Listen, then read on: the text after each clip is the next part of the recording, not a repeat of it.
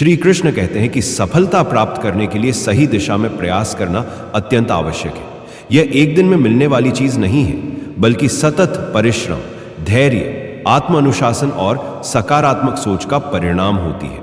सफलता का पहला और सबसे महत्वपूर्ण नियम है लक्ष्य निर्धारण, क्योंकि बिना स्पष्ट लक्ष्य के जीवन दिशाहीन हो जाता है। जब हम कोई यात्रा शुरू करते हैं तो हमें यह पता होना चाहिए कि हमें कहां पहुंचना है, अन्यथा हम इधर उधर भटकते रहेंगे। अपने लक्ष्य को स्पष्ट, मापने योग्य, प्राप्त करने योग्य, प्रासंगिक और समयबद्ध बनाना चाहिए।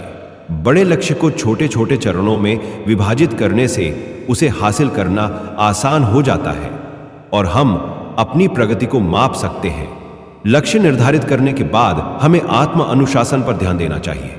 आत्म अनुशासन सफलता की नींव रखता है, क्योंकि यह हमें सही कार्य करने और अपने प्रयासों को सही दिशा में केंद्रित करने की क्षमता देता है। नियमितता और अनुशासन जीवन में संतुलन बनाए रखते हैं और सफलता की ओर अग्रसर करते हैं। कई बार हम अपनी प्राथमिकताओं को भूलकर आलस्य या व्यर्थ के मनोरंजन में समय नष्ट कर देते हैं। लेकिन यदि हमें सफल होना है तो हमें अपने समय और ऊर्जा का सही उपयोग करना सीखना होगा। श्री कृष्ण कहते हैं, सकारात्मक सोच सफलता की कुंजी है। यदि हमारी सोच नकारात्मक होगी तो हम हमेशा बहाने ढूंढेंगे और चुनौतियों को अवसर की बजाय बाधा के रूप में देखेंगे। इसलिए हमें हमेशा सकारात्मक रहकर हर परिस्थिति में समाधान खोजने की आदत डालनी चाहिए। आत्मविश्वास बनाए रखना और मुश्किल परिस्थितियों में अवसर तलाशना ही सफलता की राह को आसान बनाता है। इतिहास गवाह है कि जिन्होंने भी असंभव लगने वाले कार्यों को संभव बनाया, उनके भीतर सकारात्मक सोच की शक्ति थी। उदाहरण के लिए, जब थॉमस एडिसन ने हजारों बार असफल प्रयास किए तो उन्होंने इसे असफलता नहीं माना, बल्कि यह कहा कि उन्होंने 10,000 ऐसे तरीके खोज लिए जो काम नहीं करते। यही दृष्टिकोण हमें अपनी असफलताओं से निराश होने के बजाय उनसे सीखने की प्रेरणा देता है। श्री कृष्ण आगे कहते हैं कि हमें कठिन परिश्रम और निरंतर प्रयास करना चाहिए, क्योंकि सफलता का कोई विकल्प नहीं होता। बिना मेहनत के कोई भी बड़ी उपलब्धि हासिल नहीं की जा सकती।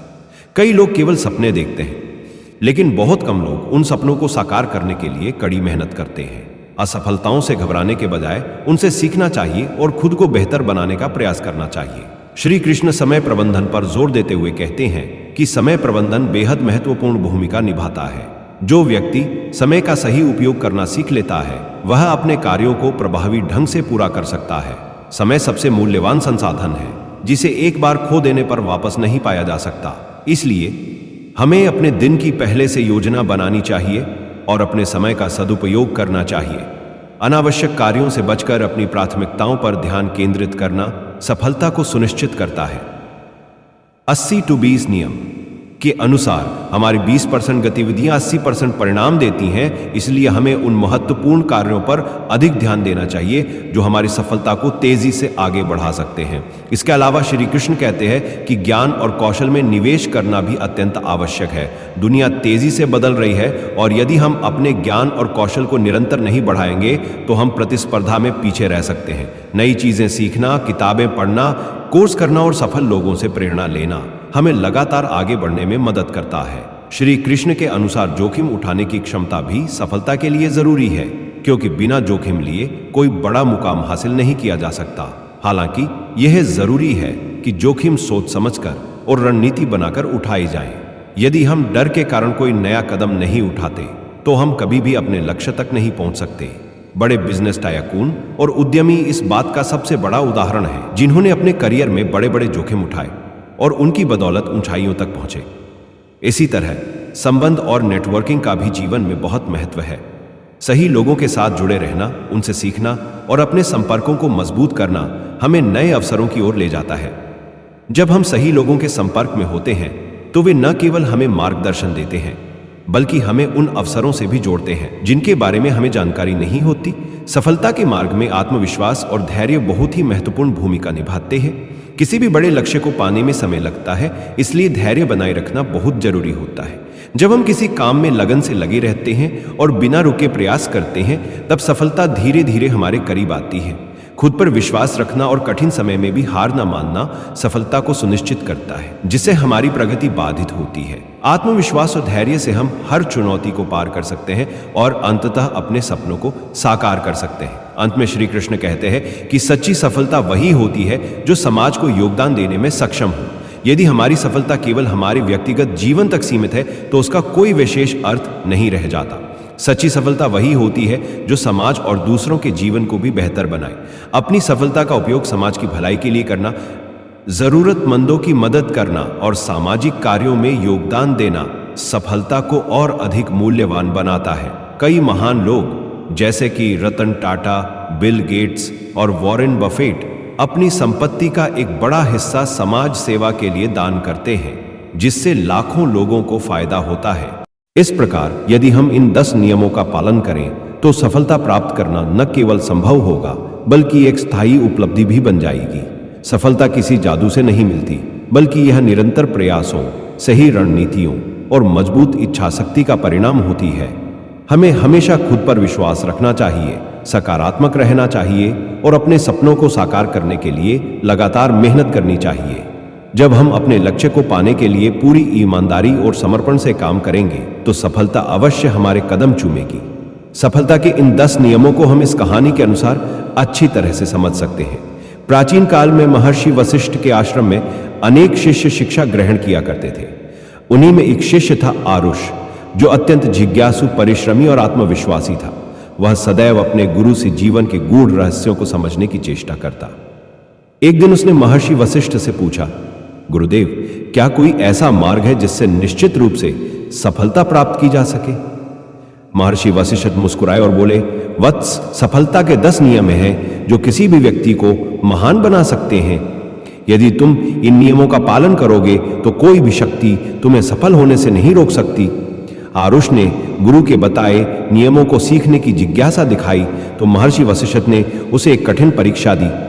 उन्होंने कहा, तुम्हें हिमालय की कठिन पर्वत श्रृंखलाओं के बीच स्थित दिव्य सिद्ध गुफा तक पहुंचना होगा। वहां तुम्हें एक दिव्य मणि प्राप्त होगी जो सफलता का प्रतीक होगी। यह यात्रा कठिन होगी और अनेक बाधाएं आएंगी। यदि तुम सफलता के इन 10 नियमों का पालन करोगे तो ही यह मणि प्राप्त कर पाओगे। आरुष ने बिना किसी संकोच के यात्रा प्रारंभ की। उसने अपने लक्ष्य को स्पष्ट रूप से निर्धारित किया, जिससे उसे अपने मार्ग में भटकना नहीं पड़ा। यह पहला नियम था, लक्ष्य निर्धारण। उसने अपनी यात्रा के दौरान अनुशासन बनाए रखा और नियमित रूप से आगे बढ़ता गया। जो दूसरा नियम था, आत्म अनुशासन। कुछ दिनों की यात्रा के बाद उसे एक घना जंगल मिला जहां अंधकार और भय का साम्राज्य थे, जो यात्रियों को डराकर उनकी यात्रा को विफल कर देते थे। लेकिन आरुष ने हार नहीं मानी और सकारात्मक सोच रखते हुए आगे बढ़ा। यह तीसरा नियम था, सकारात्मक सोच। उसने हिम्मत और बुद्धिमत्ता से रास्ता खोज निकाला और जंगल पार कर लिया। जैसे जैसे वह आगे बढ़ा, पर्वतों की चढ़ाई कठिन होती गई, ठंड बढ़ने लगी, पैर लहूलुहान हो गए, लेकिन उसने कठिन परिश्रम और निरंतर प्रयास को नहीं छोड़ा। जो चौथा नियम था, उसने खुद को प्रोत्साहित किया और आगे बढ़ता रहा। जब वह एक विशाल झरने के पास पहुंचा तो वहां 2 रास्ते थे, एक सीधा लेकिन खतरनाक और दूसरा लंबा लेकिन सुरक्षित। उसने समय का सदुपयोग करते हुए बुद्धिमानी से निर्णय लिया और सुरक्षित रास्ते को चुना। इस प्रकार उसने 5वां नियम, समय प्रबंधन का पालन किया। आगे बढ़ते हुए उसे एक योगी मिले जिन्होंने उसे बताया कि गुफा का द्वार मंत्रों के ज्ञान से ही खुलेगा। आरुष ने उनसे विनम्रतापूर्वक सीखने की इच्छा जताई और मंत्र सीखकर द्वार खोलने में सफल रहा। यह छठा नियम था, ज्ञान और कौशल में निवेश। गुफा में प्रवेश करने से पहले उसे एक गहरी खाई पार करनी थी। यह एक बहुत बड़ा जोखिम था, लेकिन उसने अपनी बुद्धि और गणना के आधार पर सही निर्णय लिया और छलांग लगाकर उसे पार कर लिया। यह था 7वां नियम, जोखिम उठाने की क्षमता। जब वह गुफा के अंदर पहुंचा तो वहां पहले से ही कुछ साधक थे जो मणि की खोज कर रहे थे। उसने उनके साथ मित्रता की और मिलकर खोज करने का निश्चय किया। इस प्रकार उसने 8वां नियम, संबंध और नेटवर्किंग का पालन किया। गुफा के भीतर एक रहस्यमयी द्वार था जिसे खोलने के लिए संयम और धैर्य की आवश्यकता थी। कई लोग अधीर होकर लौट गए, लेकिन आरुष ने धैर्य और आत्मविश्वास बनाए रखा और द्वार के रहस्य को समझकर उसे खोलने में सफल हुआ। यह 9वां नियम था, आत्मविश्वास और धैर्य। गुफा के भीतर उसे एक दिव्य मणि मिली, लेकिन जब उसने उसे उठाने का प्रयास किया तो एक आकाशवाणी हुई, वत्स, तुमने सफलता प्राप्त कर ली है, परंतु यदि तुम इसे केवल अपने लिए रखोगे तो इसका प्रभाव समाप्त हो जाएगा। यदि तुम इसे समाज की भलाई के लिए उपयोग करोगे तो यह तुम्हें और भी अधिक सफलता दिलाएगी।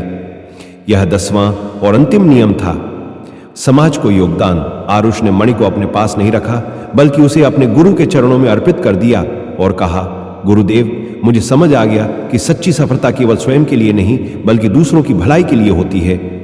महर्षि वशिष्ठ ने प्रसन्न होकर कहा, वत्स, तुमने सफलता के 10 नियमों का पालन किया और यही तुम्हारी सबसे बड़ी उपलब्धि है। यह मणि अब तुम्हारे हृदय में बस चुकी है और अब तुम जहां भी जाओगे सफलता तुम्हारे साथ होगी। इस प्रकार आरुष अपने प्रयासों, धैर्य, अनुशासन और समाज सेवा की भावना के कारण महान विद्वान और कुशल नेता बना। यह कथा हमें सिखाती है कि यदि हम अपने जीवन में सही नियमों का पालन करें तो कोई भी बाधा हमें सफल होने से नहीं रोक सकती।